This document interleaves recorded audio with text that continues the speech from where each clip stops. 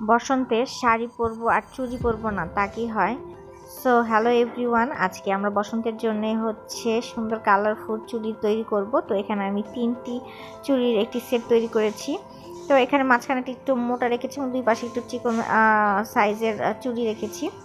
তো মাঝখানে হচ্ছে আমি আমার যে আসলে শাড়িটা পরবো বসন্তে ভাবছি, তো সেটা হচ্ছে এরকম রানী গোলাপি টাইপের কালার। তো সেই কালারেরই হচ্ছে আমি বেস করেছি। এখানে আমি লাচ্ছি সুতা ব্যবহার করেছি, আর দুই পাশে চিকন যে চুড়িগুলো আছে সেখানেও হচ্ছে আমি সাদা, কমলা এবং হলুদের একটা শেডের সুতা দিয়ে হচ্ছে আমি পেঁচিয়ে নিয়েছি। কালারটা আসলে রিয়েলে অনেক সুন্দর লাগছে, যদি মানে ক্যামেরায় নাও বুঝতে পারেন অনেকে, বাট রিয়েলে এর আউটকামটা সত্যি অনেক সুন্দর হয়েছে। তো আমি এই মেইন যে মাছের চুড়িটা সেখানে হচ্ছে আমি হাফ সানফ্লাওয়ার এঁকে নিয়েছি। এখানে আমি অ্যাক্রিলিক কালার ব্যবহার করেছি। তো এখানে প্রথম কোট দিলে প্রপার কালারটা আসবে না, তো আপনারা শুকিয়ে যাওয়ার পর সেকেন্ড কোট দিয়ে নেবেন। অ্যান্ড আমি হচ্ছে সানফ্লাওয়ারের যে মাছের অংশটা আছে ফাঁকা রেখেছি, সেখানে হচ্ছে আমি সিকোয়েন্স ব্যবহার করব একটু সিলভারিশ কালারের। আপনারা চাইলে এটা খালিও রাখতে পারেন, রঙও করতে পারেন, অথবা পাতি পুঁতি যেটাই আপনারা চান সেটাই ব্যবহার করতে পারেন। আসলে ডিজাইনটা হচ্ছে যার যার পছন্দের, আর আপনারা আপনাদের শাড়ির সাথে ম্যাচিং করে সুতা এবং রং ফুল সব কিছুই কাস্টমাইজ করে নিতে পারেন।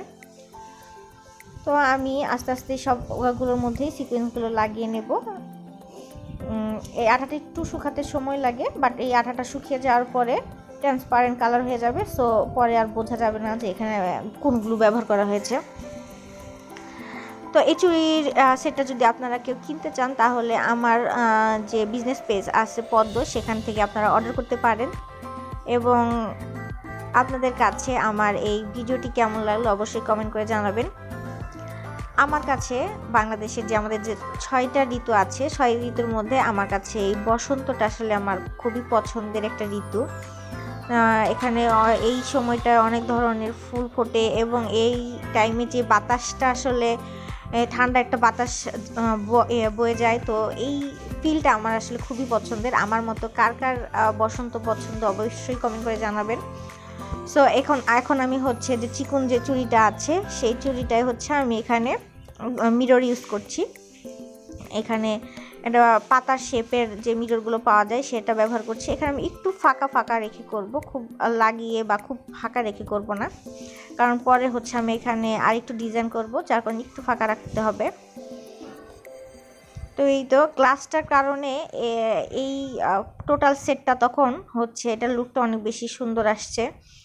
আর এখন তো গ্লাস মনে করেন জামা হোক হোক জুয়েলারি হোক সব কিছুতে খুবই ট্রেন্ডে আছে এবং দেখতে অনেক সুন্দর লাগে। তো গ্লাস লাগানোর পরে গ্লুটা অবশ্যই শুকিয়ে নিতে হবে, তাহলে পরবর্তী কাজটা করতে কষ্ট হবে। তো গ্লু শুকিয়ে যাওয়ার পরে এখানে আমি হচ্ছে ডিএমসি সুতা ব্যবহার করছি বাসন্তী কালারের। অবশ্যই এখানে ডিএমসি সুতা ব্যবহার করবেন, তাহলে আপনার কাজ করতে সুবিধা হবে, বা গুটি সুতাও ব্যবহার করতে পারেন। তো এখানে আমি গ্লাসের প্রত্যেকটার হচ্ছে এক পাশে করে লাগাচ্ছি। এখানে দেখতে পাচ্ছেন একটু ঢেউয়ের মতো করে লাগাচ্ছি, মানে একই সাথে একই পাশে লাগাচ্ছি না। একটার হচ্ছে ডান পাশে দিচ্ছি, তো পরবর্তীটা গ্লাসের বাম পাশে দিচ্ছি। এইভাবে হচ্ছে আমি পুরোটা চুড়ি পেঁচিয়ে যাব। তো পুরো চুড়ি যখন এক পাশে এরকম করে শেষ হয়ে যাবে, দেন সেম প্রসেসেই হচ্ছে আমি অপর পাশ থেকেও হচ্ছে এই সুতাটাকে লাগিয়ে যাব। তো আশা করি ভিডিওটি দেখে আপনারা বুঝতে পারছেন।